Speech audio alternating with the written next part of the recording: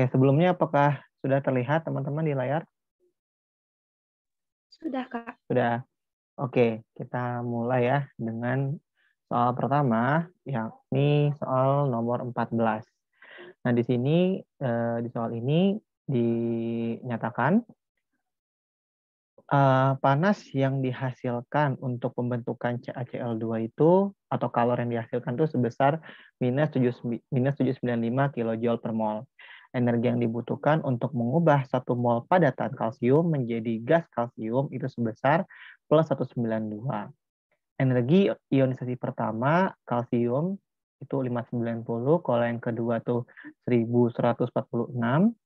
Kemudian energi ikatan Cl2 itu 238 per 1 mol ClCl. Kemudian afinitas elektron Cl itu minus 348. Dan buatlah siklus Born-Haber dan hitunglah energi kisi untuk CaCl2. Nah, yang pertama di sini kita buat dulu ya siklus Born-Haber untuk CaCl2. Nah, bagaimana itu siklus Born-Haber? Jadi siklus Born-Haber itu adalah suatu siklus yang terdiri dari dua langkah yang berbeda. Oke, sebentar. Oke, di sini yang pertama kita akan buat reaksi antara kalsium solid dengan Cl2 gas untuk membentuk CaCl2. Ingat lagi ya, di materi termokimia bahwa definisi dari entalpi pembentukan itu adalah entalpi yang dihasilkan dari pembentukan 1 mol senyawa dari unsur-unsurnya dalam keadaan yang paling stabil. Kalsium itu paling stabil dalam bentuk Ca solid. Kemudian klor paling stabil dalam bentuk Cl2 gas. Kita namakan ini sebagai delta H1. Nah, proses pembentukan CaCl2 ini itu juga bisa melalui proses yang lain, yakni proses dari reaksi ion kalsium 2+ ditambah 2 Cl- gas. Nah, kita namakan ini sebagai delta H2 misalkan. Nah, delta H2 ini adalah entalpi atau energi kisi, yakni energi yang dilepaskan untuk membentuk 1 mol senyawa ionik dari ion-ionnya dalam keadaan gas. Nah, berarti tugas kita adalah bagaimana cara untuk mengubah Ca solid dan Cl2 gas ini menjadi Ca2 plus gas dan 2Cl- gas. Nah, berarti langkah pertama adalah kita ubah dulu si kalsiumnya dari solid menuju gas, sehingga menjadi seperti ini. Nah, kita berikan nama delta H3. Wah, kalsiumnya udah gas nih, Cl2-nya udah gas. Tapi si Cl-nya ini di sebelah kiri masih dalam bentuk diatomik, sedangkan yang di kanan dalam bentuk monoatomik. Berarti kita harus melepaskan atau menguraikan si Cl2 menjadi 2Cl. Maka Ca gas ditambah 2Cl gas. Kita sebut saja delta H4. Kemudian selanjutnya kita lihat. Ini sudah Ca dan 2Cl, tapi belum ada ionnya. Maka kita berikan ionnya dengan cara kita ionisasikan si kalsiumnya. Jadi Ca plus gas ditambah 2Cl gas. Ini delta H5. Kemudian kita ionisasikan lagi sekali lagi sehingga menjadi Ca2 plus gas ditambah 2Cl gas. Kita sebut ini sebagai delta H6. Langkah terakhir adalah membuat 2 atom Cl ini menjadi ion 2Cl-. Maka kita turunkan ke sini, kita sebut dia sebagai delta H7. Nah, sekarang berdasarkan pengetahuan termokimia yang teman-teman sudah ketahui bahwa entalpi ya itu merupakan besaran keadaan atau fungsi keadaan. Jadi dia tidak bergantung pada proses yang akan dijalani, hanya bergantung pada keadaan awal dan keadaan akhir ya. Dengan keadaan awal dan akhir. Nah, keadaan awalnya itu adalah keadaan ini. Ini keadaan awal, ya. Ini keadaan akhirnya. Nah, maka karena dia hanya bergantung pada keadaan awal dan keadaan akhir, kita bisa menuliskan persamaan seperti ini.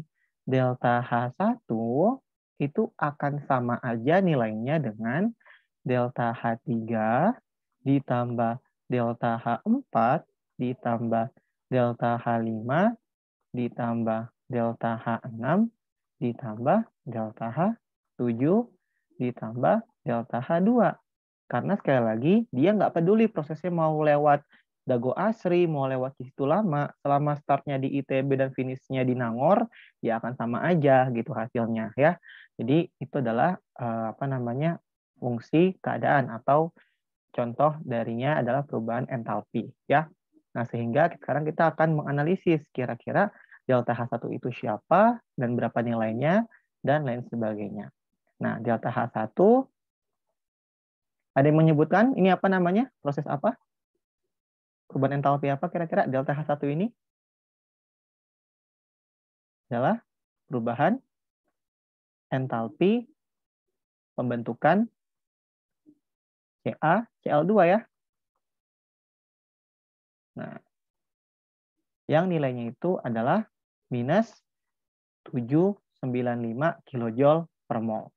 Kemudian delta H2 ini adalah perubahan entalpi Kisi namanya. Atau nama lainnya adalah energi Kisi dari CaCl2.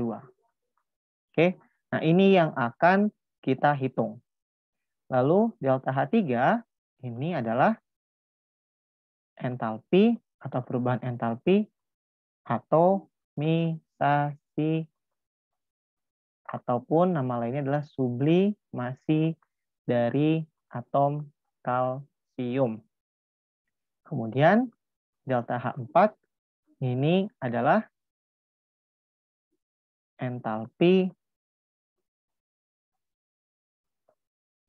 disosiasi Cl2. 2 kali entalpi disosiasi Cl2 atau energi ikat ClCl ya. Kemudian delta H5 itu akan sama dengan energi ionisasi pertama dari Ca karena di sini mengubah dari Ca gas menjadi Ca plus gas. Ingat lagi ya, definisi dari energi ionisasi adalah energi yang dibutuhkan untuk melepaskan elektron terluar dari suatu atom ataupun ion dalam keadaan gas ya. Lalu yang kedua adalah energi ionisasi kedua Ca. Lalu delta H7, ingat ini ada 2 Cl-nya, maka 2 dikali afinitas pertama elektron Cl ya. Nah, itu adalah untuk nama dari setiap prosesnya. Nah, sekarang kita dapat datanya nih ya, delta H1 berapa, 3 berapa, 4 berapa. Tinggal kita masukkan saja. Yang mau kita cari itu adalah nilai delta H2-nya. Maka delta H2 akan sama dengan delta H1 dikurangi delta H3 dikurangi delta H4 dikurangi delta H5 dikurangi delta H6 dikurangi delta H7. Maka kita dapatkan delta H1, delta H2-nya akan sama dengan, hitung dulu ya.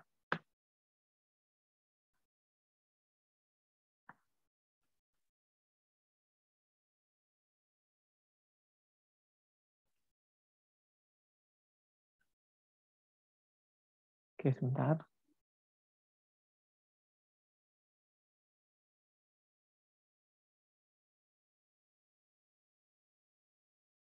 Oke, aku dapatnya nilainya adalah minus 2265 kilojoule per mol. Oke, itu adalah nilai entalpi Kisi dari CaCl2. Gimana nih teman-teman yang sudah menghitung, kira-kira sama nggak nih jawabannya? Atau ada yang berbeda?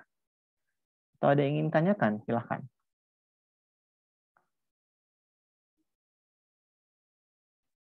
Oke. Kalau misalkan tidak ada, oke, kita lanjutkan ya ke pertanyaan selanjutnya, yakni nomor 2. Ini nomor 22 ya. Nah, berikut adalah struktur dari acetaminophen ya. Apa jenis orbital hibrid yang digunakan oleh atom 1, 2, 3, dan 7? Berapa banyak ikatan sigma dan pi pada ikatan 4 dan 6? Berapa nilai energi ikat rata-rata pada ikatan 5? Oke. Nah, sekarang kita kerjakan satu-satu dulu ya. Untuk yang pertama itu terkait orbital hibrida dulu. Oke, ingat lagi ya, orbital hibrida itu adalah orbital yang bergabung ya. Nah, untuk bisa menentukan orbital hibrid itu kita harus menentukan dulu jumlah domain elektron. Nah, domain elektron itu sendiri ya, aku singkat dengan DE, itu bisa dibilang sebagai letak suatu elektron, di mana domain elektron ini terdiri dari domain ikatan atau DI ditambah domain non-ikatan atau disingkat DNI. Nah, domain ikatan itu adalah letak suatu ikatan. Ya, namanya juga domain ya atau letak, berarti letak elektron yang berikatan. Sebagai contoh, misalkan kita punya ikatan CC tunggal, CC rangkap, ataupun CC rangkap 3, mereka semua ini terdiri dari satu domain ikatan. Ini satu DI, ini juga satu DI, ini juga satu DI. Kenapa? Karena kesamaannya itu ya sama-sama di sini doang ikatannya ya. Meskipun dia rangkap 2, rangkap 3, tapi letaknya itu tetap di antara kedua karbon ini. Maka mereka terbilang sebagai memiliki satu domain ikatan.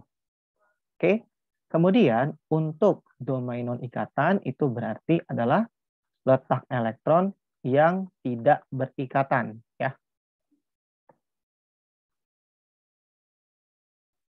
Nah, dengan kata lain kita sebut sebagai elektron bebas atau pasangan elektron bebas ya.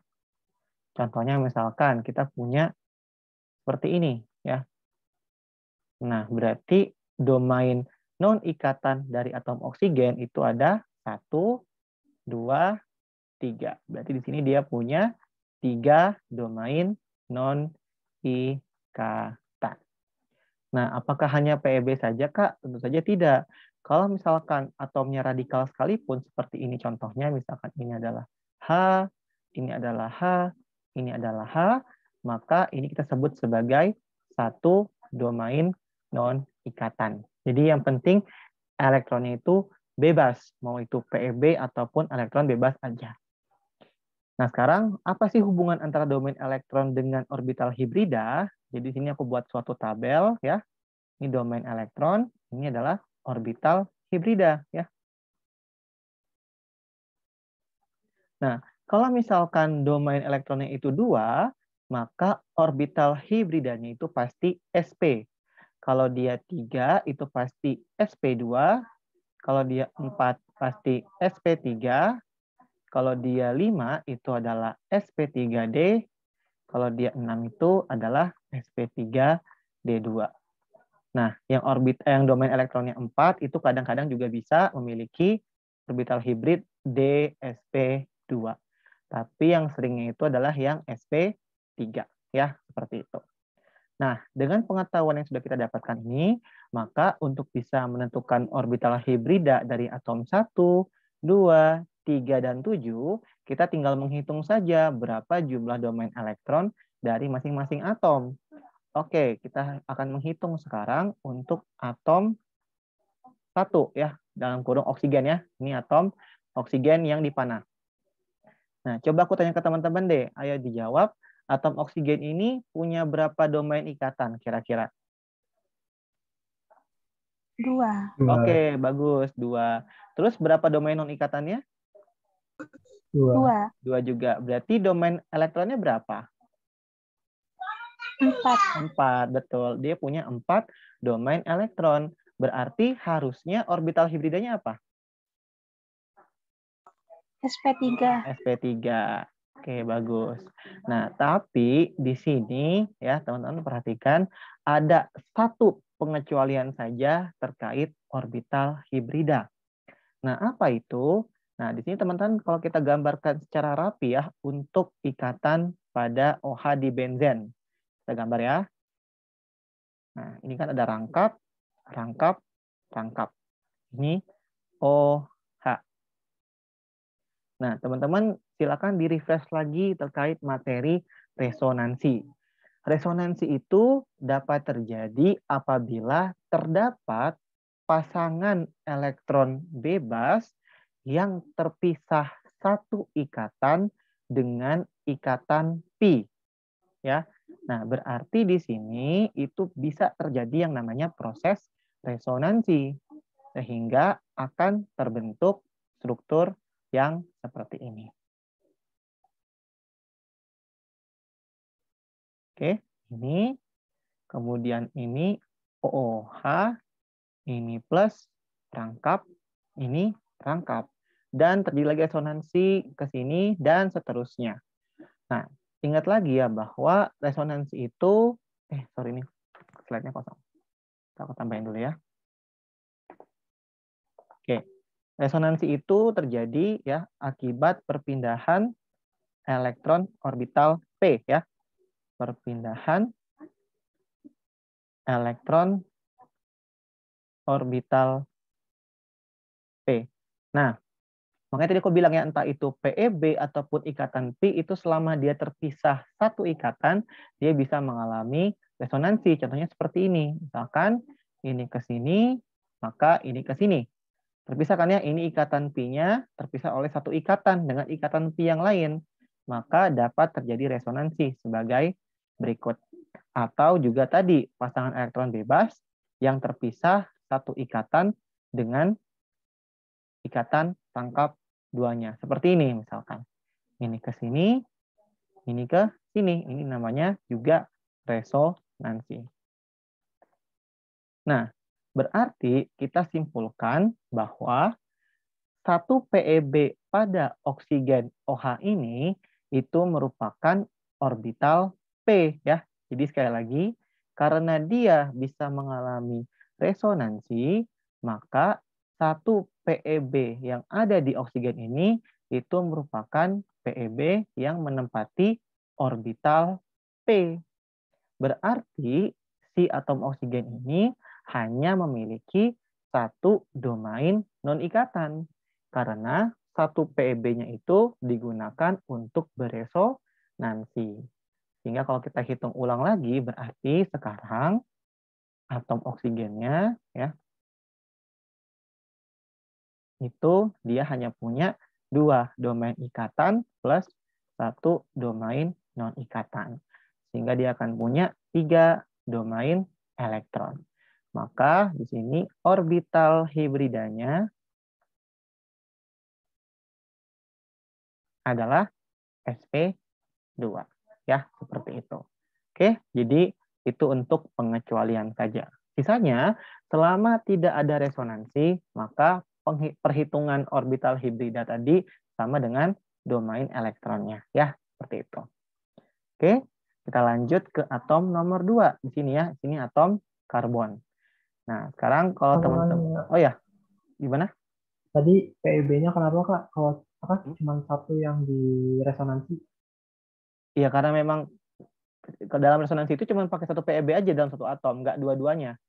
Gitu. Jadi mau pakai atom yang di atas, PeB yang di atas boleh, atau PeB yang di kiri boleh. Yang penting hanya satu PeB saja. Gitu. Oh, oke. Makasih. Oke, sama-sama. Oke, kita lanjut ya untuk atom nomor 2. Nah, kalau teman-teman menemukan struktur seperti ini, ya ini namanya benzen ya. benzena. Ini kalau misalnya kita uraikan tuh jadi seperti ini. Oke. Bentar ya. Oke, jadi seperti ini ya. Ini aku kasih informasi saja. Jadi kalau dia lingkaran seperti ini itu akan sama dengan seperti ini. Ya. Artinya ada resonansinya. Berarti ini ke sini, ini ke sini, ini ke sini. Maka dia berputar-putar ini resonansinya. Makanya gambarnya bulat. Nah, ini namanya benzena. Dia ikatan karbon ini terikat oleh hidrogen, hidrogen, hidrogen, hidrogen, hidrogen, dan hidrogen. Ya, seperti itu. Oke. Nah, berarti sekarang kalau aku tanya, kira-kira di atom nomor 2 ini, dia punya berapa domain ikatan dan berapa domain non-ikatan kira-kira menurut teman-teman? Coba. Domain ikatannya berapa? Coba. 4. Oke. Tadi kalau kita lihat di sini kan berarti ini analoginya sama kayak karbon ini ya. Tadi atom nomor 2. Dia punya berapa domain ikatan di sini? Tadi ingat ya, ikatan rangkap 2 dihitung sebagai satu domain ikatan karena dia di letak yang sama. Berarti ini ada 1. Bedanya makasih ya sudah dijawab. Ini 2, ini 3 ya. Berarti atom nomor 2 ini dia hanya punya 3 domain ikatan ya. Karena di sini ada hidrogen, jangan lupa ya. Maka di sini dia punya 3 domain ikatan. Ditambah, ada nggak domain non-ikatannya kira-kira? Punya nggak dia domain non-ikatan karbon 2 ini? Tidak. Oke, betul. Tidak ada kan ya? Maka 0 domain non-ikatan. Sehingga kalau kita jumlahkan, dia akan punya 3 domain elektron. Sehingga orbital hibridanya itu adalah sp2. Ya. Oke. Kemudian kita lanjut lagi ke atom selanjutnya, yakni atom nomor 3. Coba silakan bantu aku. Atom nomor 3 ini punya berapa domain ikatan, teman-teman?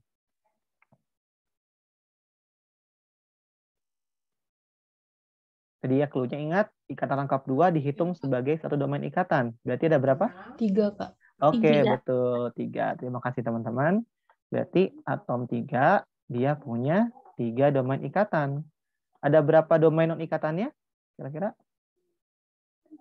0. 0. Oke, berarti di sini dia memiliki 3 domain elektron. Maka orbital hibridanya adalah sp2. Ya. Oke. Nah, kemudian selanjutnya ke atom nomor 7. Nah, atom nomor 7 ini kira-kira dia punya berapa domain ikatan? 3, Kak. 3. 3. Lalu domain non-ikatannya berapa? 1. 1, Kak. Oke, nah ini hati-hati ya teman-teman. Nah ini kita memang biasa dijebak nih soalnya nih. Kenapa? Ingat lagi, perhatikan. Nomor 7 atomnya ini dia punya apa? PEB kan ya? Benar? Lalu kita cek, ada nggak ikatan pi setelah PEB-nya? Ternyata ada kan ya? Terpisah oleh satu ikatan nih. Ada ikatan pi yang terpisah oleh satu ikatan dengan atom N-nya.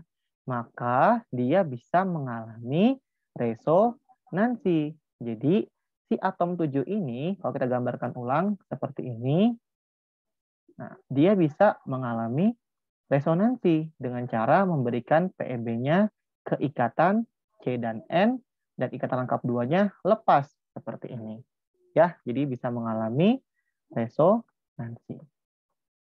Nah, karena dia bisa mengalami resonansi, maka PEB yang di sini itu bukan PEB yang terletak pada orbital hibrida, melainkan PEB-nya ini terletak di orbital P, ya, seperti itu.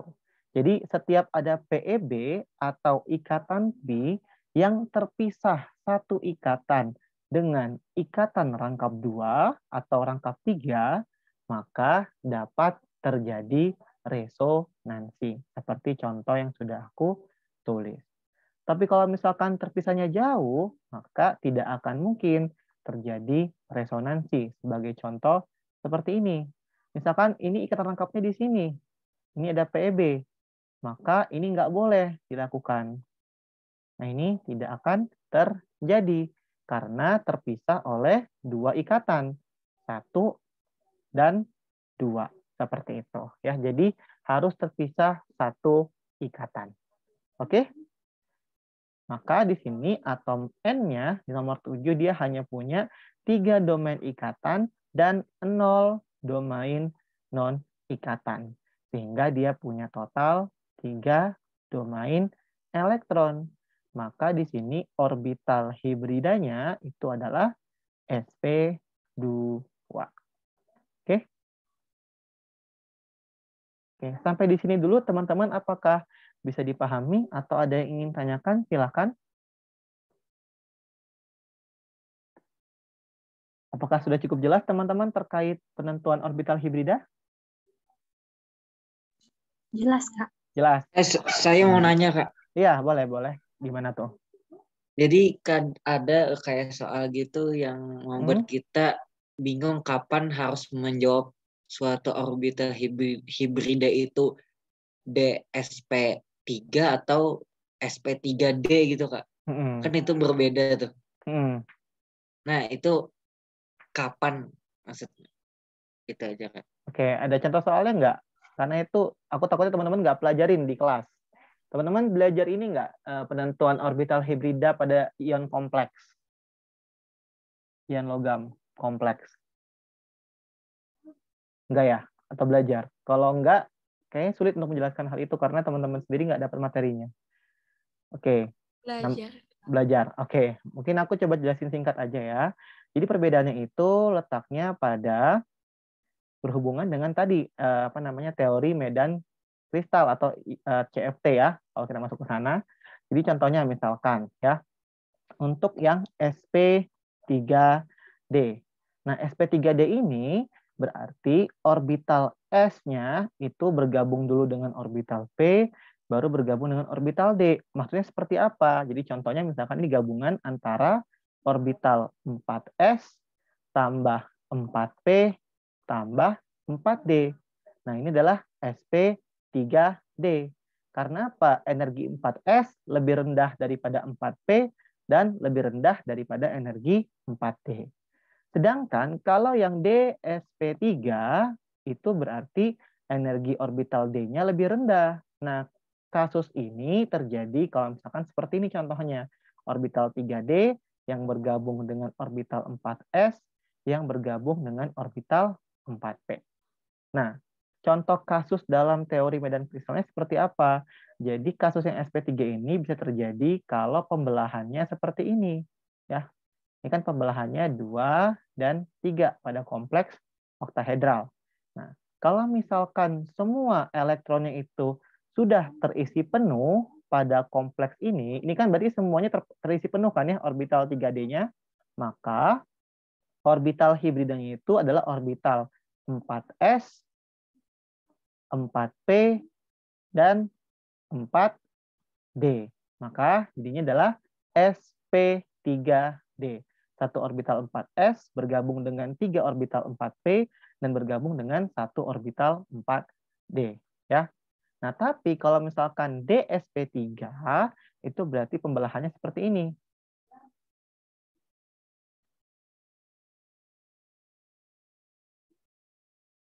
Nah, ini dan ini.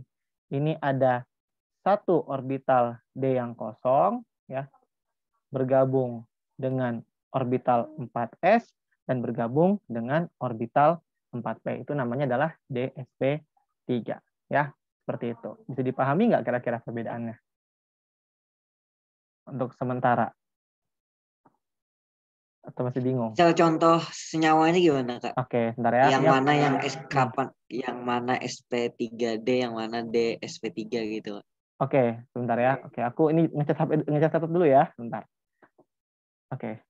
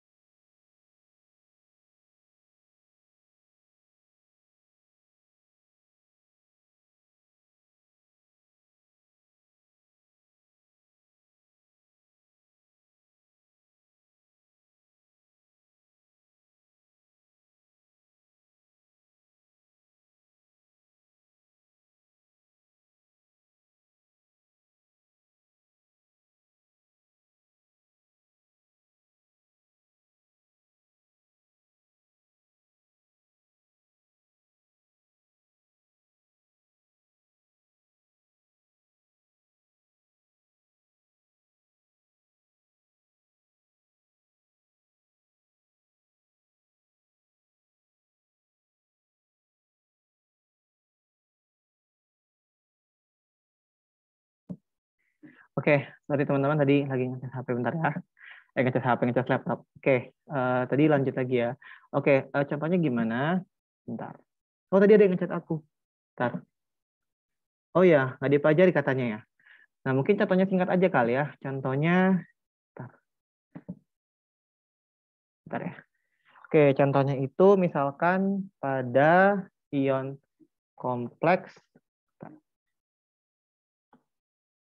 yang bilangan kovalensinya 5. Misalkan untuk ion Cr CO5 ya.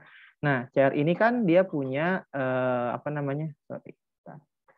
Misalkan jangan Cr apa ya? Misalkan Cu deh. Cu NH3 5 2+, contoh aja ya. Nah, ini kan berarti kan Cu-nya itu kan dia adalah 3D9 ya, teman-teman. Untuk konfigurasinya AR 3D9.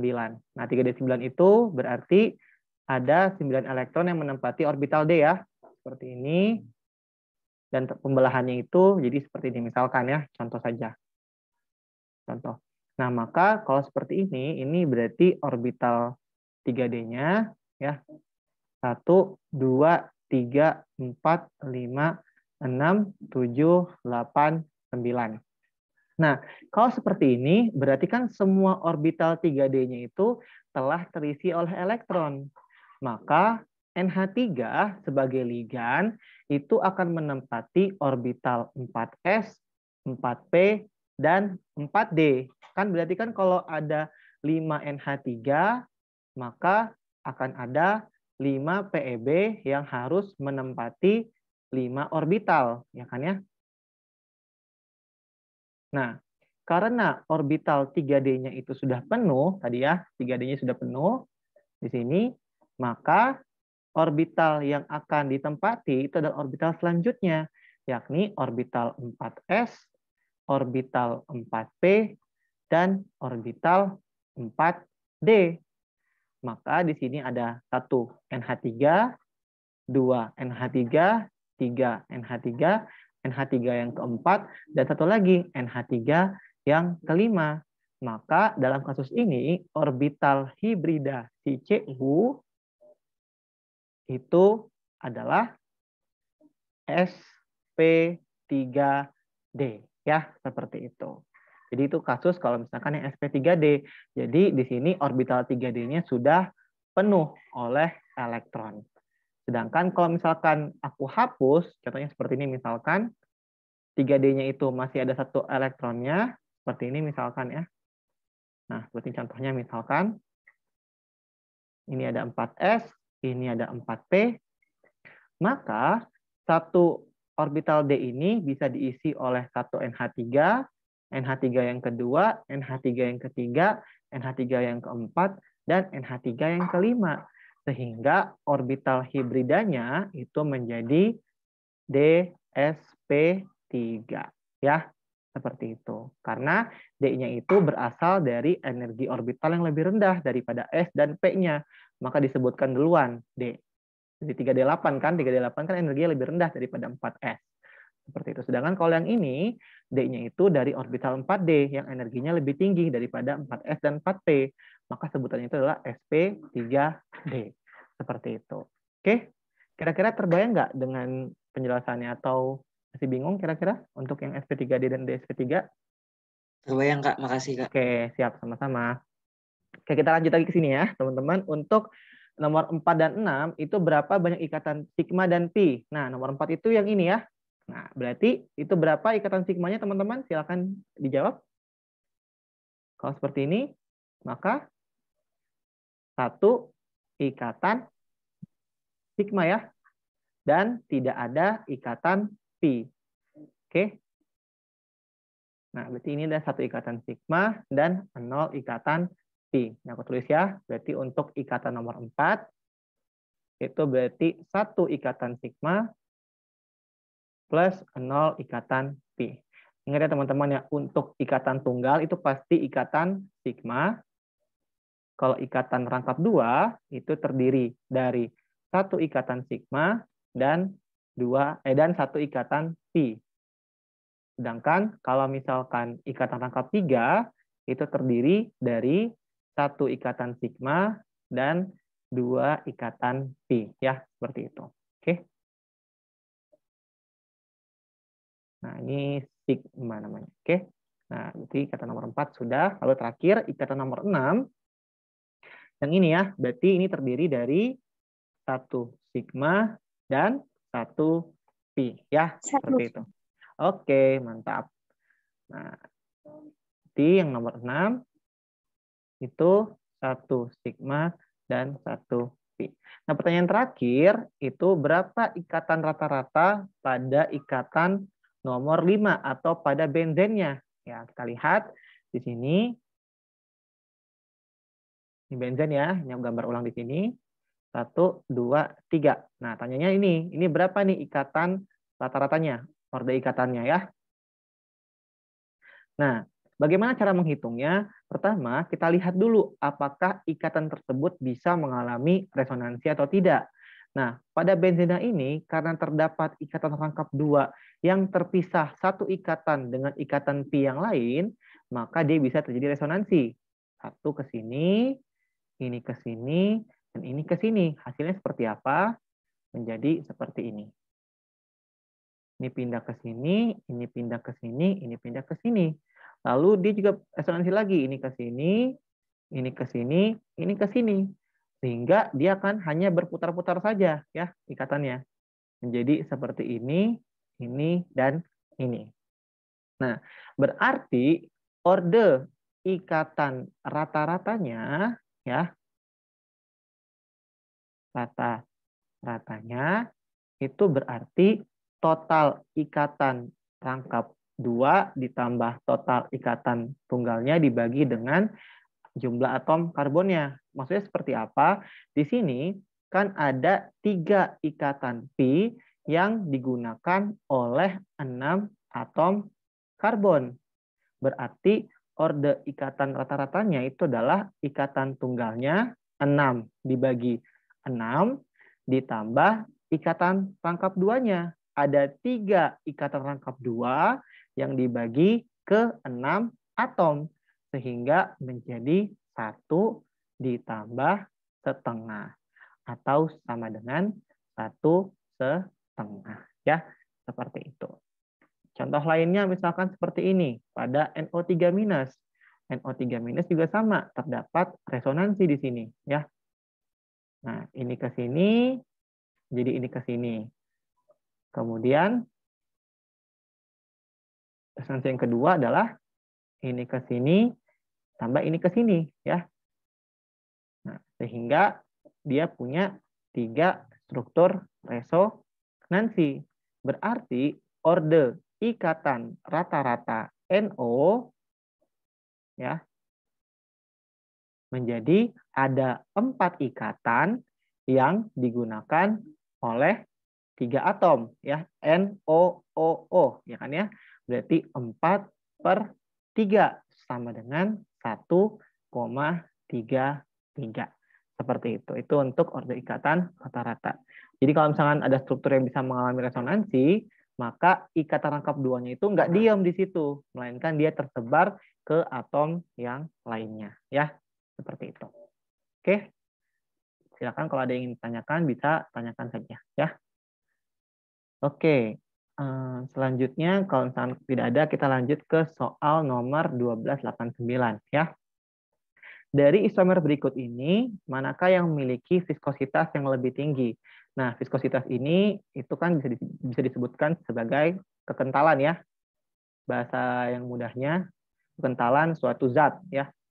Nah, ini ada hubungannya dengan gaya gesek internal suatu zat. Seperti contohnya misalkan kayak kecap dan air. Kita tahu bahwa kecap itu lebih kental dibandingkan air. Maka viskositas kecap lebih besar dibandingkan viskositas daripada air.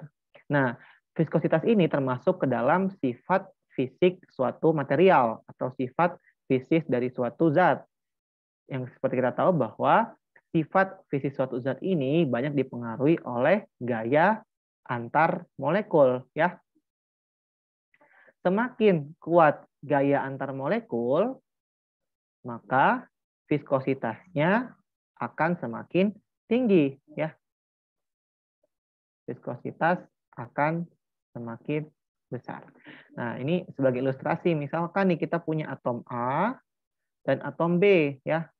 Nah, ini katanya lemah misalkan, ya.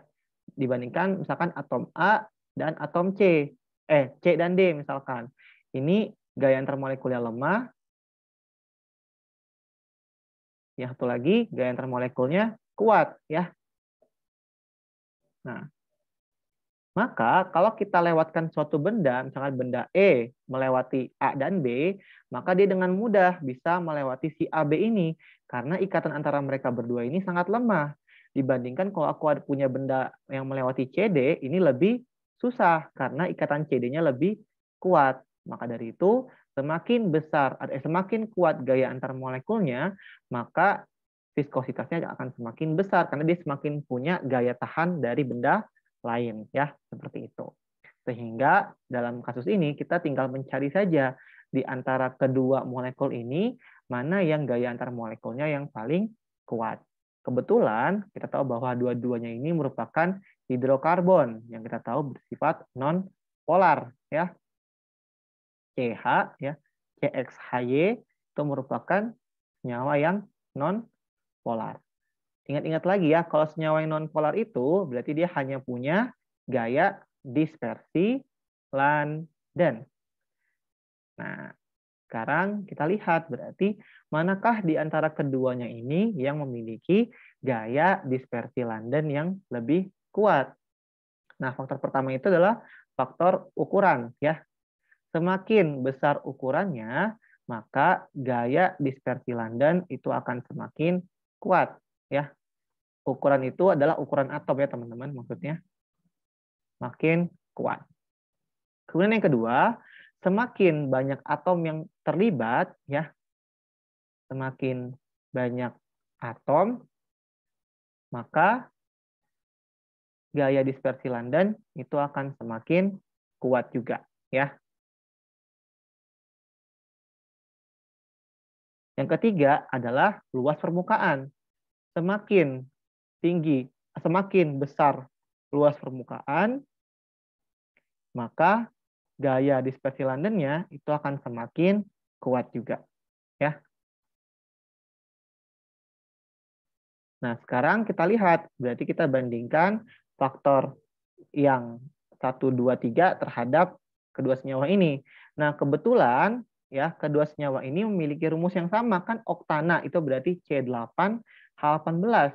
Nah, karena dia punya ukuran atom yang sama C dan H dan juga jumlah atomnya sama, maka faktor 1 dan faktor 2 ini tidak bisa kita bandingkan di kasus kedua senyawa ini. Maka dari itu yang bisa kita bandingkan hanya faktor yang ketiga, yakni luas permukaan. Sekarang kalau kita lihat luas permukaan mana nih menurut teman-teman yang lebih besar? Senyawa yang kiri atau senyawa yang kanan? Ada yang bisa memberitahu aku kira-kira mana yang lebih besar luas permukaannya?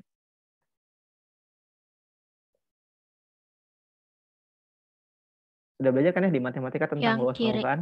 Oke, betul, yang kiri. Kenapa? Ya karena kalau teman-teman lihat, ini luasnya lebih besar kan ya, lebih banyak area yang bisa disentuh.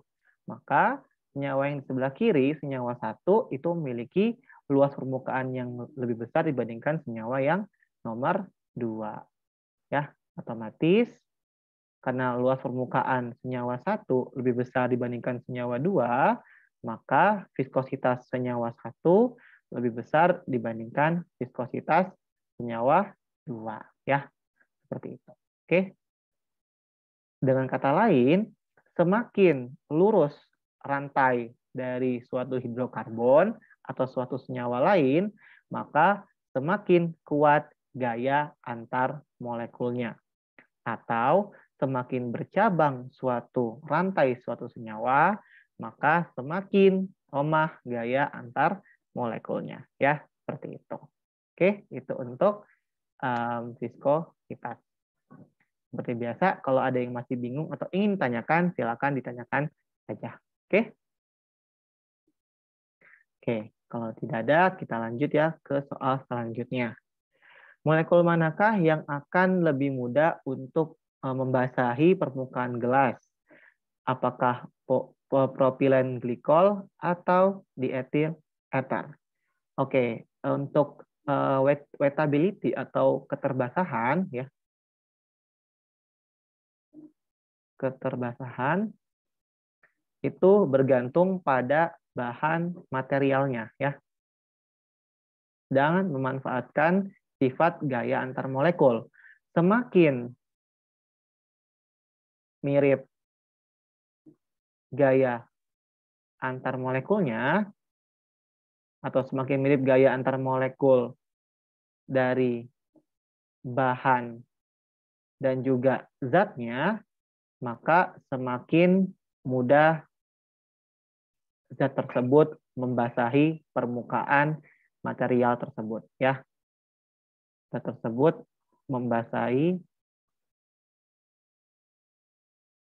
bahan atau material tersebut ya. Tersebut. Nah, sebagai contoh misalkan kita punya gelas ya, ini gelas. Nah, ini gelas misalkan dengan bahan ini ya, contoh soal ini adalah SiO2. Nah, kita tahu bahwa SiO2 ini adalah molekul yang polar. Ya, karena terdiri dari ikatan SiO. Nah, karena dia molekul yang polar, maka semua senyawa yang juga memiliki sifat polar itu akan mudah untuk menempel pada permukaan gelas ini. Jadi misalnya kita punya senyawa ini bulat ya. Ini misalnya adalah senyawa H2O. Nah, kita tahu bahwa H2O ini adalah molekul yang polar dan juga punya ikatan hidrogen. Nah, karena privilege ini, maka H2O ini bisa dengan mudah menempel pada permukaan gelas yang mengandung SiO2. Sedangkan contoh lain, misalnya kita punya senyawa CCl4 yang bersifat nonpolar. Maka CCl4 ini nggak mau menempel pada permukaan gelas ini. Seperti itu. Karena sifatnya berbeda. Yang ini nonpolar, yang ini polar. Maka tidak akan membasahi atau menempel. Nah, sekarang berarti di antara kedua senyawa ini kita harus cari mana yang lebih polar. Keduanya sama-sama senyawa yang polar, tapi pasti ada yang jauh lebih polar, yakni yang bagian sebelah kiri atau propilen glikol. Kenapa propilen glikol ini lebih polar? Karena dia memiliki gugus hidroksi atau OH yang dapat membentuk ikatan hidrogen dengan SiO2. Jadi kalau sebagai ilustrasinya ya seperti ini ya, C, maka hidrogen yang di sini dapat membentuk ikatan hidrogen dengan permukaan gelas yang terdiri dari SiO2 ya, seperti itu. Ini OH, ini dengan H, O, C, OH ya. Jadi ada ikatan hidrogen yang dapat terbentuk di sini. Sedangkan pada dietil ether karena tidak terdapat proton yang terikat pada atom elektronegatif yakni FO dan N, maka dia tidak ada ikatan hidrogen ya. Seperti itu. Ingat lagi ya, ikatan hidrogen itu ikatan yang terbentuk jika terdapat atom hidrogen yang terikat pada atom F, O, dan juga N. Ya. Sehingga akibat adanya ikatan hidrogen antara molekul propilen glikol dan juga SiO2 ini atau si gelas ini, maka menyebabkan senyawa yang sebelah kiri atau senyawa 1 lebih mudah membasahi permukaan gelas dibandingkan senyawa yang 2. Seperti itu. Ya. Jadi kesimpulannya senyawa 1 lebih mudah membasahi permukaan gelas. Ya. Seperti itu. Oke. Sampai di sini apakah ada yang ingin tanyakan terlebih dahulu? Atau masih kurang jelas?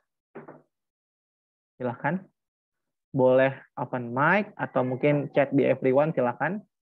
Biar teman-teman bisa baca. Kak. Ya, silahkan. Ini kan kasusnya kayak karena kebutuhan air, jadi yang dicari kan yang gaya antar molekul ikatan hidrogen nih. Misalnya ada suatu kasus di mana keduanya nih hampir mirip gitu Kak, jadi sama-sama gak ada ikatan hidrogen, jadi faktor yang lainnya gimana yang menyebabkan keterbasahan? Oke. Pertanyaannya bagus ya. Jadi sebelumnya tadi ini bukan air ya, ini gara-gara permukaannya silika ya atau SiO2 makanya bisa berikatan hidrogen. Nah, tapi kalau misalkan keduanya ini tidak ada ikatan hidrogen misalkan, dari mana kita tahunya? Nah, dari mana tahunya? Dari namanya momen dipol ya. Semakin besar nilai momen dipol, maka kepolaran suatu senyawa itu juga akan semakin besar ya. Maka kepolaran itu akan semakin tinggi sehingga semakin mudah membasahi permukaan gelasnya. Nah, dari mana hitung momen dipolnya, teman-teman? Dari struktur yang digambarkan. Sebagai contoh, misalkan kita punya CH2F2 versus CH2Cl2. Nah, kalau kita gambarkan, karena F ini lebih elektronegatif dibandingkan Cl, maka momen dipol CF itu jauh lebih besar dibandingkan momen dipol dari si CCl. Sehingga kita bisa simpulkan momen dipol CH2F2 lebih besar daripada momen dipol CH2Cl2. Sehingga CH2F2 ini lebih mudah membasahi SiO2 atau gelas dibandingkan si CH2Cl2. Seperti itu. Kira-kira terjawab nggak? Atau masih kurang jelas? Terjawab, Kak. Oke. Begitu ya. Oke. Kalau ada yang ingin tanyakan lagi, silakan teman-teman bisa open mic aja atau chat di everyone. Oke. Oke, kalau misalkan tidak ada, kita lanjut lagi di soal selanjutnya ya. Oke. Sebanyak 270 kilokalori. Jadi kalau kaloris ini besar C-nya itu namanya ini ya, 1 cal. Ini namanya 1000 kalori ya. Oke, jika semua energi dari produk tersebut digunakan untuk memanaskan es pada suhu minus 25 derajat, seberapa panas air yang didapatkan atau berapa kalori yang didapatkan, lalu apa wujud dari air tersebut. Berikut adalah data yang digunakan. Oke. Nah, jadi dalam kasus ini ya teman-teman harus menentukan dulu nih siapa yang berperan sebagai sistem dan siapa yang berperan sebagai lingkungan. Berarti di sini sistemnya itu ya itu adalah si batang coklatnya atau produknya, kita sebut saja ya produknya. Nah, sedangkan lingkungannya itu adalah si airnya ya. Nah, berarti kita tahu bahwa di sini Q dari si airnya itu akan sama dengan 270 cal. Karena dia bilang, jika sebanyak 270 kilokalori ini digunakan untuk meningkatkan atau memanaskan air, maka berapa nih kalori yang didapatkan? Jadi kalori yang air dapatkan itu sebesar 270 kilokalori atau 270.000 kalori. Nah, kita konversikan menjadi joule dikali 4,18 joule per kalori. Maka dapatnya ini akan menjadi, bentar hitung dulu. 1128.600 ya. Dapatnya segini joule. Oke. Nah, jadi sebanyak sekian joule ini digunakan untuk menaikkan temperatur dari air ya. Nah, untuk air sendiri kita bisa buat dulu ya kurva pemanasannya biar lebih mudah. Nah, ini misalkan adalah kalor. Nah, ini adalah misalkan wujudnya ya. Nah, awalnya ini misalkan di minus 25 derajat Celcius ya.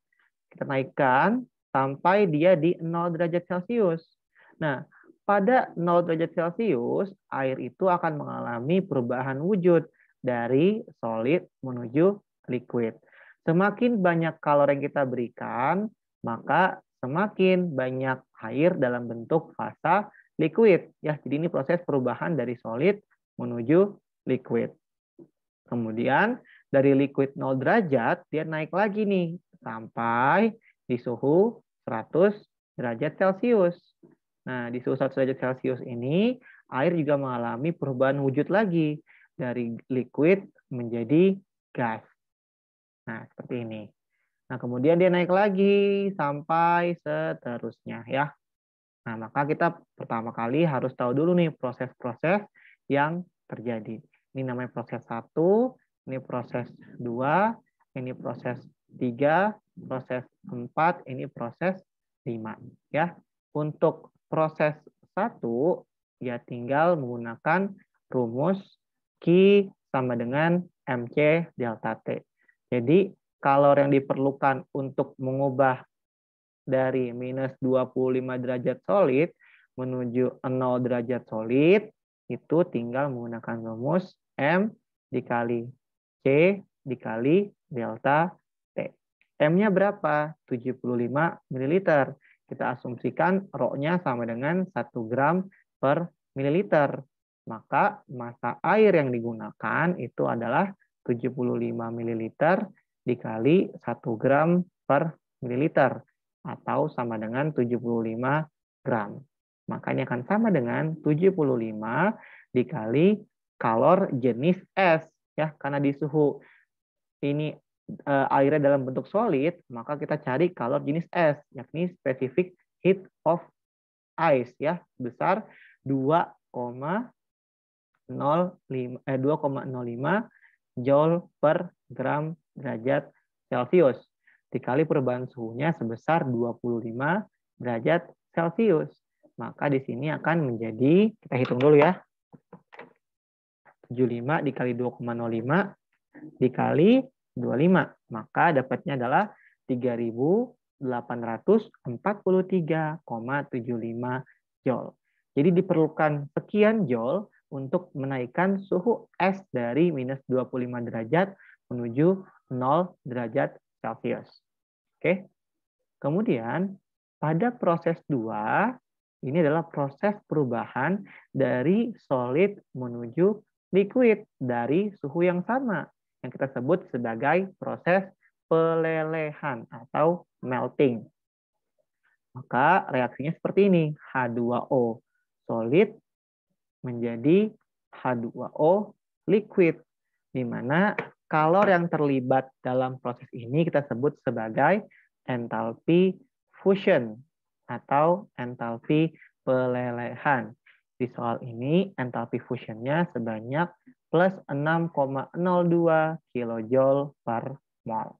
Artinya sebanyak 6.020 joule akan dilepaskan untuk melelehkan 1 mol es menjadi 1 mol cairan air. Seperti itu. Nah, maka besarnya Q H2O untuk mengubah dari solid 0 derajat Celcius menjadi liquid 0 derajat Celcius itu akan sebesar N si air atau si zatnya dikali nilai entalpi fusionnya. Nah, kita hitung dulu ya, berapa jumlah mol airnya. Mol airnya itu adalah massa air dibagi dengan mR air. Berarti di sini 75 gram dibagi dengan 18 gram per mol. Maka ini akan menjadi nilainya adalah, sebentar ya, hitung dulu. 4,16 mol ya. Nah, berarti kita tahu nih sekarang Q air itu akan sama dengan ya 4,16 mol dibagi dengan 6.020 joule per mol. Maka ini akan sama dengan hasilnya itu adalah 25.083,3 joule. Nah, tabungan kita itu ada 1.128 joule. Kita baru pakai 3.000 tambah 25.000. Berarti masih banyak nih sisa tabungan kita. Kita lanjut nih berarti ke proses 3 ya. Nah, proses 3 ini mengubah dari liquid 0 derajat menuju liquid 100 derajat. Maka kita tuliskan ini untuk proses 3 ya. Proses 3 ini berarti mengubah dari H2O liquid 0 derajat Celcius menjadi H2O liquid 100 derajat Celcius. Karena wujudnya sama, tapi suhunya berubah, kita pakai rumus yang sama dengan rumus proses 1, yakni MC delta T. massa airnya dikali C, air dikali delta T. Massa airnya tadi 75 gram, kemudian dikali kalor jenis airnya itu sebesar 4,18 Joule per gram derajat Celcius. Maka di sini 4,18 Joule per gram derajat Celcius dikali perubahan suhunya dari 0 menuju 100 dikali 100 derajat Celcius. Maka kita kita dapatkan, catat ya, satunya coret, dapatkan ini akan sama dengan 31.350 Joule. Nah, kita lihat lagi, masih ada nggak sisa tabungan kita? Masih ada nih ya, masih banyak tabungan kita. Maka kita lanjutkan lagi ke proses 4, yakni proses dari liquid menjadi gas, ya, dengan mirip pada proses 2. Berarti pada proses 4 ini terjadi proses yang kita sebut sebagai proses penguapan, ya. Q H2O dari liquid 100 derajat Celcius menuju gas 100 derajat Celcius. Reaksinya seperti ini, H2O liquid menjadi H2O gas, delta H evaporation sebesar 43,9 kilojoule per mol. Maka dari itu ini akan sama dengan N H2O dikali delta H evaporation, atau sama dengan 4,16 mol dikali dengan 43.900 joule per mol. Maka ini akan sama dengan, kalau kita hitung, 182.624 joule. Nah, sekarang pertanyaan aku, kira-kira masih ada nggak tabungan energi kita, teman-teman?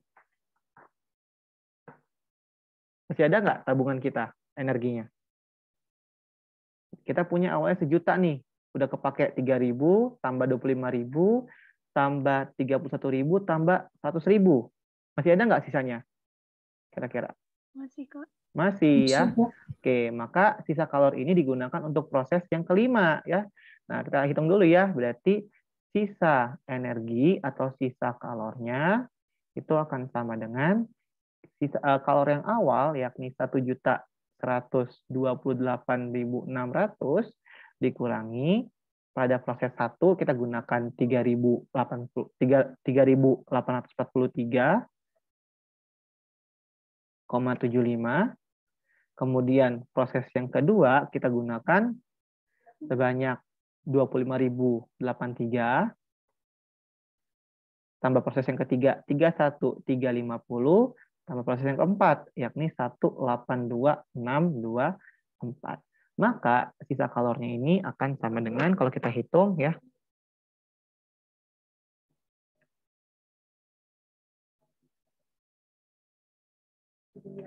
nah, dapatnya itu adalah 885.698,95 ya. Nah, ini adalah sisa kalornya. Nah, maka dari itu kita bisa cari nih, berarti suhu akhir yang kita ubah dari gas 100 derajat Celcius menuju gas pada suhu X derajat Celcius ini berapa nilai X-nya? Gitu kan ya pertanyaannya. Maka ini akan sama dengan M dikali C gas, dicari C uap, dikali delta T. Kita tahu 885.698,95 sama dengan 75 gram dikali kalor jenis uapnya itu adalah 2,08. Maka dikali 2,08 joule per gram derajat Celcius dikali delta T. Maka dapatnya delta T-nya itu adalah, hitungnya, delta T itu adalah dapatnya 5.677,5 5 derajat Celcius, maaf. Maka dari itu suhu akhirnya ya tinggal berarti 100 derajat Celcius ditambah 5677,5 derajat Celcius atau sama dengan 5777,5 derajat Celcius. Jadi suhu akhirnya adalah 5777,5 derajat Celcius. Oke? Sampai di sini apakah ada yang ingin tanyakan dulu teman-teman untuk soal yang ini? Atau masih kurang jelas di step by step-nya? Silakan.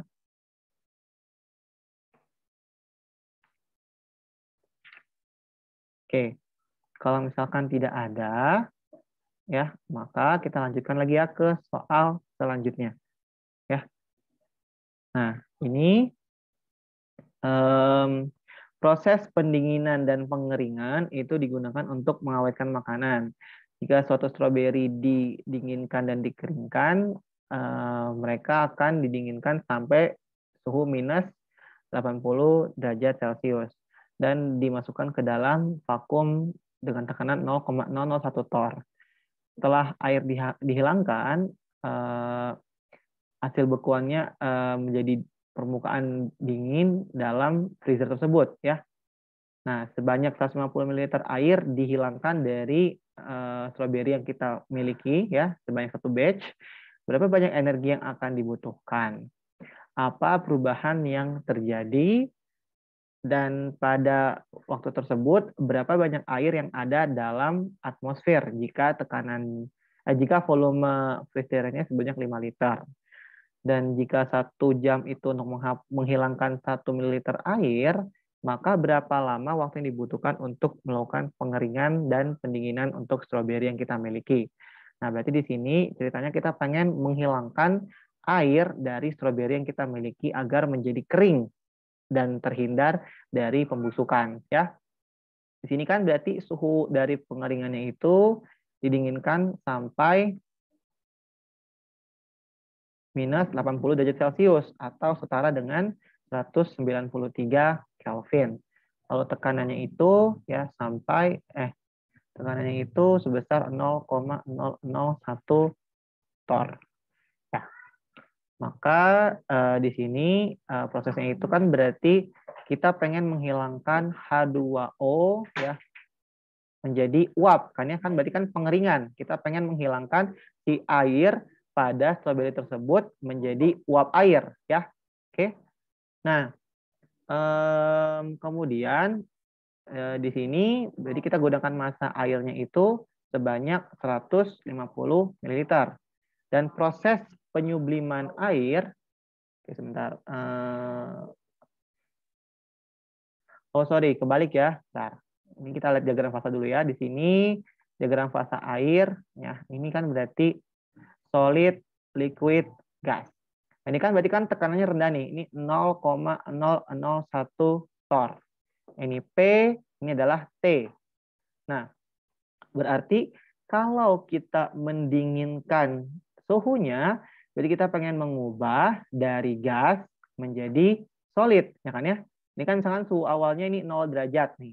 Kita dinginkan sampai di minus 80 derajat. Berarti kita pengen mengubah dari fasa gas menjadi fasa solid. Berarti reaksi yang terjadi adalah reaksi perubahan dari uap air menjadi padatan es, ya. H2O gas menjadi H2O solid. Nah, berapa entalpi yang diperlukan? Kita lihat dari soal sebelumnya, ya. Jadi nggak ada ya datanya di sini. Jadi kita lihat dari soal sebelumnya harusnya. Nah, di sini delta H sublimasi itu sebesar 49,9 kJ per mol. Artinya kalau sublimasi itu kan berarti dari H2O solid menjadi H2O gas. Ini itu delta H-nya 49,9 kJ per mol.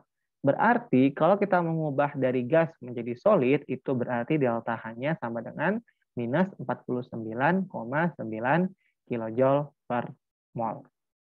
Nah, berarti di sini ya untuk mencari berapa banyak kalor yang yang dibutuhkan, maka Q sama dengan NH2O dikali delta H.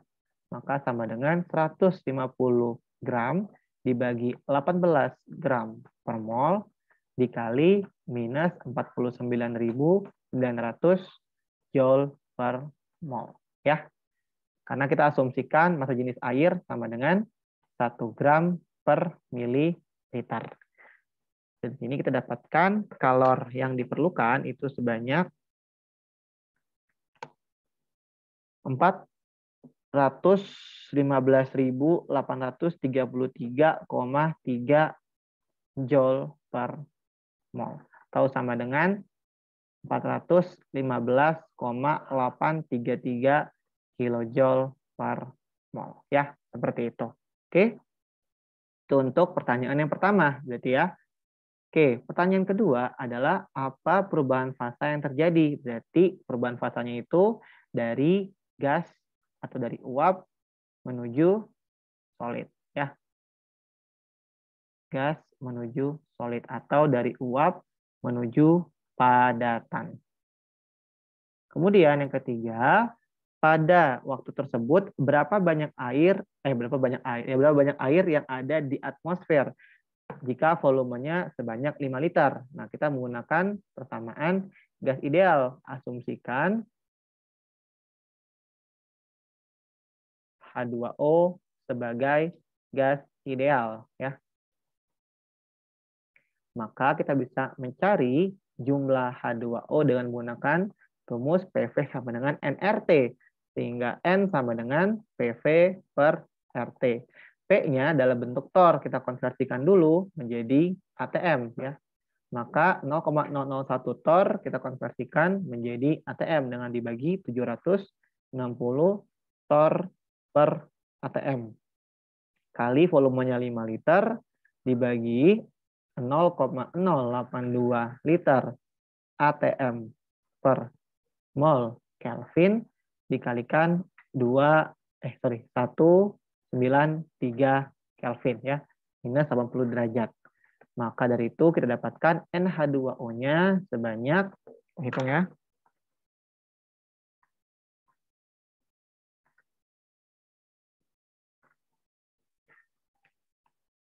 dapatnya adalah 4,15 17 kali 10 pangkat minus 7 mol. Ini adalah mol H2O. Berarti massa H2O dalam uapnya itu adalah 4,157 kali 10 pangkat minus 7 mol dikali 18 gram per mol.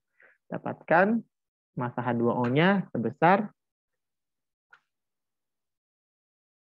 7,483 kali 10 pangkat minus 6 gram. Jadi hampir semua airnya sudah berubah menjadi es atau menjadi padatan. Ya, seperti itu. Oke. Untuk pertanyaan ini apakah ada yang ingin tanyakan terlebih dahulu atau masih kurang jelas? Kira-kira? Silahkan. Kak, aku mau bertanya. Hmm. Yang tadi itu kalori yang dibutuhkan tapi minus hasilnya. Iya. Jadi kan maksudnya ini kan kalau misalkan proses dari gas ke solid itu kan berarti kan melepaskan kalor. Nah, berarti kan untuk bisa terjadi proses itu kita harus memberikan kalor yang setara dengan kalor yang dilepaskan gitu, ngerti nggak? Oh iya, Kak. Jadi ya. sama aja. Iya, sama aja jumlah kalornya gitu. Oke? Oke, Kak, makasih, Kak. Iya. Ada lagi?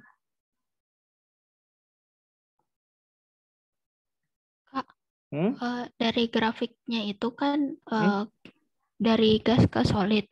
Itu gimana ya maksudnya kalau dari soal? Kenapa bisa Kakak nyimpulin itu bisa dari solid ke gas?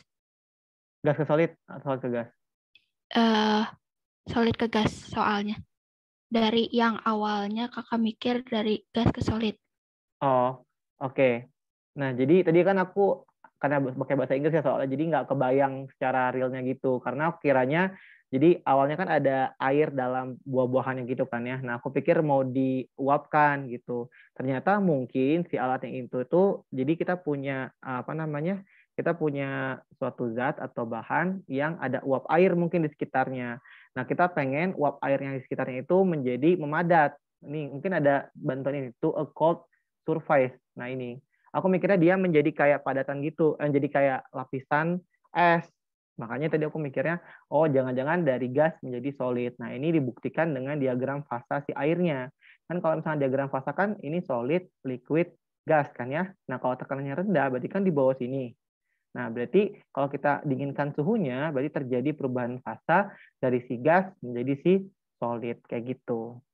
Itu tadi sih. Oke, makasih Kak. Sama-sama. Nah, kalau soal bahasa Indonesia mungkin lebih ini kali ya, lebih mudah dicerna. Oke, ada lagi? Oke, kalau misalkan tidak ada, kita lanjut ya ke soal request selanjutnya. Bentar. Oke, ini ya. Soalnya padatan ionik berikut yang paling mudah terurai menjadi ion-ionnya dalam fasa gas adalah, nah jadi tadi kita sudah bahas ya sedikit tentang namanya energi Kisi ya. Jadi energi Kisi adalah energi yang dilepaskan untuk membentuk 1 mol padatan padatan ionik dari ion-ionnya dalam fasa gas. Nah, ini definisi dari beberapa buku ya, termasuk Brady. Sedangkan kalau misalkan definisi yang lain, itu juga seperti ini ya. Energi yang dilepas, energi yang dibutuhkan ya untuk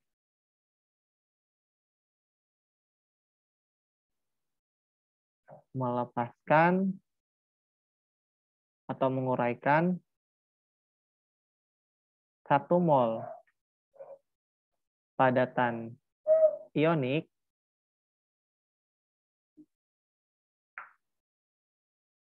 menjadi ion-ionnya dalam fasa gas. Oke, itu definisinya hanya dibolak-balik saja. Nah, contohnya seperti apa ya? Ini aku tuliskan definisi 1, definisi 2. Nah, definisi yang 1 berarti energi yang dilepaskan untuk membentuk 1 mol padatan ionik dari ion-ionnya.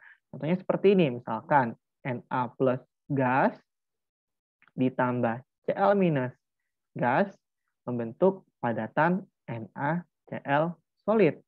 Karena ini proses pembentukan padatan ionik, maka energi kisinya akan bernilai negatif. Oke. Nah, misalkan ini negatif A kilojoule per mol. Nah, ini definisi yang pertama. Sedangkan kalau untuk definisi yang kedua, itu berarti reaksi kebalikan. Energi yang dibutuhkan untuk memutuskan ikatan atau melepaskan padatan ionik menjadi ion-ionnya dalam fasa gas. Maka kalau definisi seperti ini, kisinya itu akan sama dengan plus A kilojoule per mol. Jadi nilainya tetap sama, hanya berbeda di tandanya saja. Kalau membentuk senyawa, dia melepaskan energi. Kalau memutuskan senyawa, dia membutuhkan energi. Nah, berarti kalau pertanyaan seperti ini, padatan ionik berikut yang paling mudah terurai menjadi ion-ionnya dalam fasa gas, berarti artinya kita cari yang nilai energi kisinya yang paling rendah. Ya, entah itu yang paling rendah positifnya atau yang paling rendah negatifnya. Yang jelas nilai atau magnitudonya itu yang paling rendah. Nah, oke. Nah, sekarang kita harus tahu kira-kira apa saja sih faktor-faktor yang mempengaruhi nilai energi kisi. Nah, nilai energi kisi itu hanya dipengaruhi oleh 2 hal saja. Nah, itu yang pertama dipengaruhi oleh besarnya muatan positif dan muatan negatif dari ion-ionnya. Lalu yang kedua dipengaruhi oleh jarak antara kedua ion. Nah, R ini itu merupakan jari-jari dari kation ditambah jari-jari dari si anion ya. Nah, jadi kalau misalkan muatan positifnya itu semakin besar, maka ekisinya akan semakin besar juga. Kalau muatan negatifnya juga semakin besar, ya maka ekisinya juga akan semakin besar. Kalau misalkan jari-jari kation dan anionnya itu makin kecil, maka energi kisi akan semakin besar ya. Nah, jadi kita harus lihat dari faktor-faktor tersebut. Nah, yang pertama itu ada AlCl3. Nah, AlCl3 ini kalau kita uraikan itu ada Al3+ dan 3Cl-. Nah, kita lihat Al3+ muatannya +3. Ini pasti besar banget kan ya. Kalau kita hitung ekisi dari AlCl3 ya, itu adalah berarti +3 dikali -1 ya, dimutlak ya ini ya, dibagi RAl3+ ditambah RCl-. Oke, berarti ini kita kira-kira 3 per RAl3+ tambah RCl-. Lalu yang kedua itu ada Al2O3. Al2O3 kalau kita uraikan itu adalah Al3+ dan O2-. Ya berarti ekisinya itu adalah kira-kira +3 dikali -2 dibagi jari-jari Al3+ ditambah jari-jari O2-. Maka sama dengan kira-kira 6 dibagi RAl3+ ditambah RO2-. Lalu yang ketiga itu ada CaCl2. Maka CaCl2 ini terdiri dari Ca2+ ditambah 2Cl-. Maka ekisinya itu adalah +2 dikali -1 dibagi jari-jari Ca2+ ditambah jari-jari Cl- sama dengan 2 per RCa2+ ditambah RCl-. Nah, selanjutnya yang keempat itu ada NaCl, berarti dari Na+ dan F-. Maka aku langsung aja ya, ekisinya sama dengan 1 dibagi Rna+ ditambah Rf-. Yang terakhir ada Cl-. Ini Cl-. Terakhir ada LiF, yang terdiri dari Li+ ditambah F-. Maka ekisinya itu adalah 1 dibagi Rli+ ditambah Rf-. Nah, kita sudah dapat nih rumusan umum dari kelima energi kisi masing-masing. Nah, tadi kan kita cari adalah nilai energi kisi yang paling rendah. Berarti kira-kira yang mana nih dari kelimanya yang paling rendah menurut teman-teman? Kira-kira yang mana? Yang jelas nggak mungkin kan yang AlCl3, Al2O3, dan CaCl2. Karena pembilangnya saja sudah lebih dari 1. Ini 3, 6, dan 2. Berarti kemungkinannya kalau nggak NaCl atau LiF. Karena pembilangnya sama-sama 1. Nah, terus gimana dong cara menentukan mana yang lebih kecil? Kita lihat dari jari-jarinya. Kita tahu bahwa jari-jari Li+ lebih kecil dibandingkan jari-jari dari Na+. Kemudian, jari-jari F- lebih kecil dibandingkan jari-jari dari Cl-. Maka berdasarkan penjelasan atau berdasarkan data ini, kita bisa tahu bahwa sudah pasti energi kisi daripada LiF itu lebih besar dibandingkan energi kisi daripada si NaCl. Otomatis berarti berdasarkan data ini, kita bisa menyimpulkan bahwa NaCl yang memiliki energi kisi yang paling rendah.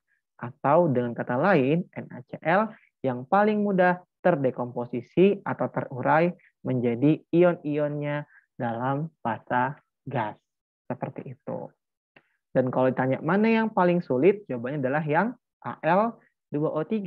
Kenapa? Karena yang pembilangnya paling besar, yakni 6, dan juga jari-jari O2- itu yang paling kecil di antara anion lainnya. Seperti itu. Oke?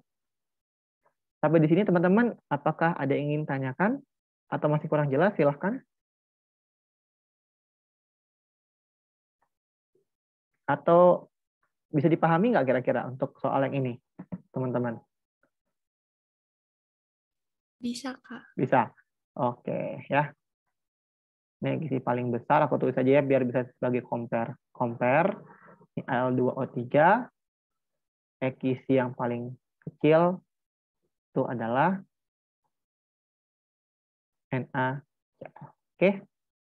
Nah, itu untuk soal ini. Oke. Oke, berhubung waktunya sudah lebih 90 menit. Nah, mungkin untuk soal-soal selanjutnya silakan teman-teman bisa dikerjakan. Ini soal UAS 2018. Nah, kalau misalnya nanti ada yang ingin ditanyakan, silakan teman-teman boleh bertanya ya ke aku ataupun ke Kak Irna. Oke. Masih ada satu soal ternyata. Ini sama aja ya kayak tadi, teman-teman nanti coba yang bertanya soal ini coba dikerjakan terlebih dahulu. Nanti kalau misalnya masih bingung boleh personal chat ke aku. Karena ini sama seperti soal nomor 1 tadi ya, caranya diagram, siklus, Born, Haber. Oke? Seperti itu. Jadi kalau misalnya bingung atau ada yang kurang paham, tanya aja ya di grup atau di personal chat. Oke, ada chat. Bentar. Oke, ada yang bertanya teman-teman nih. Kira-kira ada nggak sumber belajar materi untuk bisa mengejar selain dari buku? Mungkin ini aku coba ini dulu ya, stop recording takutnya nanti. Bentar. Oke, jadi